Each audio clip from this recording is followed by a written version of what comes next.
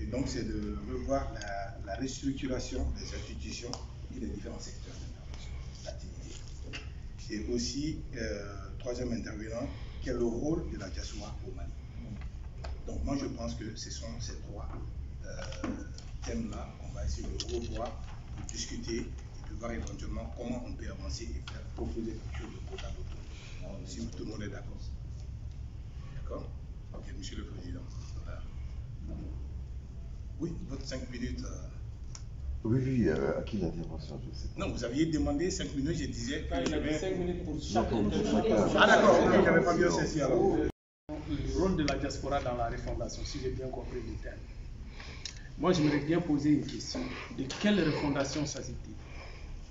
Comme mon camarade a dit dans son intervention, de quelle refondation s'agit-il?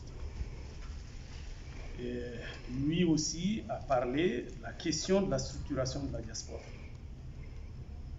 Moi, je pense que pour le rôle de la diaspora dans la refondation, d'abord, il y a 3 obstacles principaux. Le premier, ce sont les diasporas. Le second, ce sont les pays hôtes. Et le troisième, c'est le pays de départ. Ces 3 obstacles, vous allez me dire, mais pourquoi et comment? D'abord, le Malien qui est à l'extérieur, comme au pays là-bas,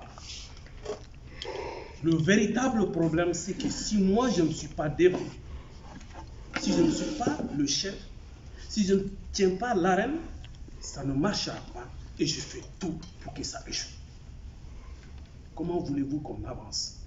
Ça, c'est le premier. Ça, c'est au Mali comme ici. Le second point, on est là. Mieux diviser pour mieux régner. On est ici, dans ce pays d'accueil, particulièrement la France. Parfois, on utilise les responsables de la diaspora comme des marionnettes,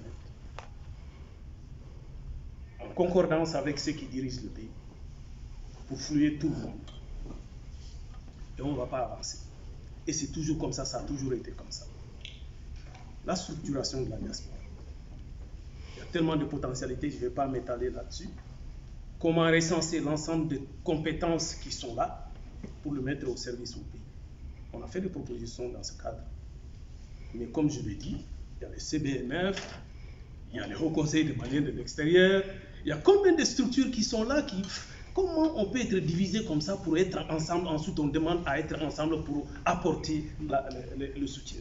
C'est impossible dans cette manière. Voilà le véritable problème, c'est là.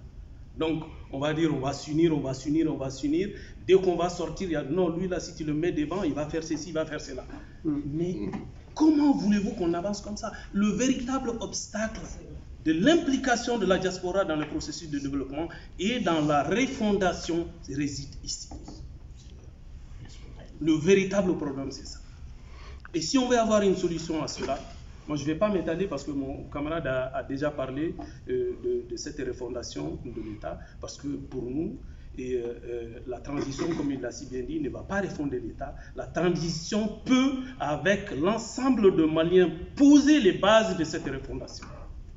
Mais elle ne peut pas, vu le temps qui lui est imparti et vu les moyens dont il dispose, parce que légalement, le CNT ne peut pas voter des lois, il ne peut pas prendre des décisions, parce que le CNT lui-même est illégal. Bon, on ne va pas s'étaler sur ça, on n'est pas là pour se poser des questions par rapport à la légalité ou à la légitimité, ça ce sont des questions qui donc, voilà. Et après, bon, j'ai m'arrêter. Donc, pour revenir à ce qu'il a dit, je suis entièrement d'accord avec vous, mais je pense que c'est plus des constats que vous avez fait, c'est plus des constats. Donc, à mon avis, là, ce qu'on vient de résumer tout de suite, c'est de voir